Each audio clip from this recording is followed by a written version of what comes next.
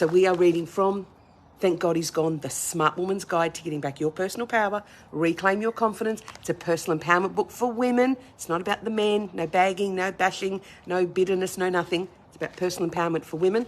So let's head into chapter 3 called Your Personal Power, Giving It All Away. The Smart Woman says, your job is to make yourself happy, not everyone else. That's their job.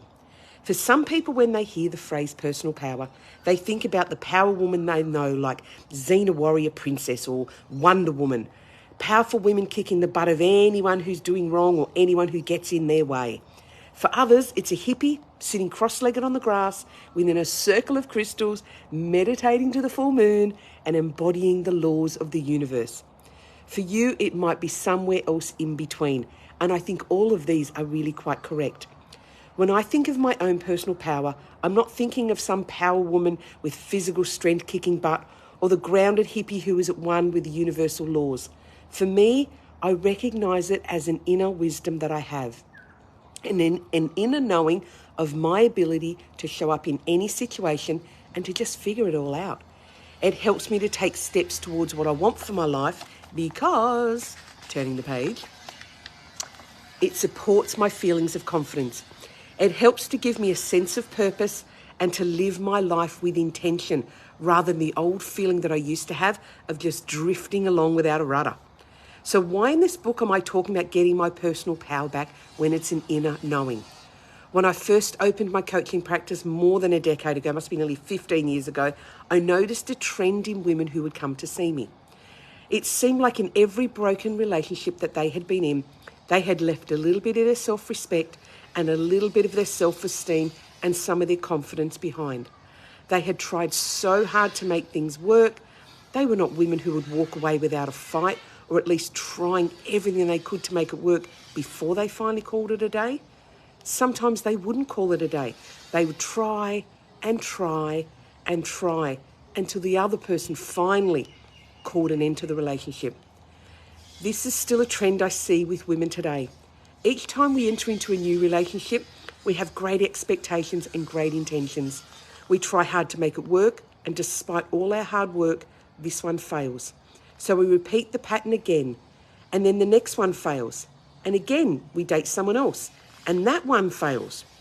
It can only take one ended relationship to erode our self-confidence and our self-esteem. So imagine what's being chipped away each and every time we date someone. For many women, as soon as they are single, they shut up shop and they vow never ever to date ever again. They are so traumatized by that relationship, and without the healing, they refuse to step into that space again. Little by little, that inner knowing or our gut intuition gets quieter. The quieter it becomes, the more we second guess ourselves. The more we question, what else could I have done? Or what else could I do to make him or her happy? We always question it. Sadly, our thinking isn't about keeping ourselves totally happy, but we keep thinking about making the other person happy. What can I do more of? Where am I failing? All the while handing tiny pieces of our self-confidence away to that other person. I find that some women don't believe they are worthy of love or have even been treated well by a man. They hang on to this relationship so tight, despite it being toxic and not serving them, because they have a belief that he is the last man who will care for them.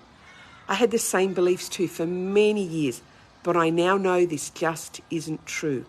So when I decided to write this book, it made a lot of sense to include a whole chapter on your personal power, and then to give you practical, easy steps to go and get it back. So is it essential to go back and get your personal power? Personally, I think it is. Not only did it give me a greater sense of wholeness, but it also gave me significant closure on the event or the relationship too. Many of us think we have to get complete closure on past relationships just by not thinking about them. However, for me, when even the slightest thought came up about that person, the previous partner, that told me I had unresolved things to deal with around that relationship. I took the approach that if I didn't think about the women who'd once been my friend because those relationships had no power over me, I could do that with men as well. I hadn't left any part of me behind in working tirelessly to make my female relationships work. When the occasional former female friend didn't keep entering my thoughts, I knew that I meant I had dealt with all the unresolved parts of that relationship and I was able to finally let it go. People drift in and out of our lives, and people drift in and out for most of our lives, and it is quite normal, but it's also very healthy to make sure that every part of you comes forward with you. Getting back your personal power is essential. Becoming whole within yourself is essential.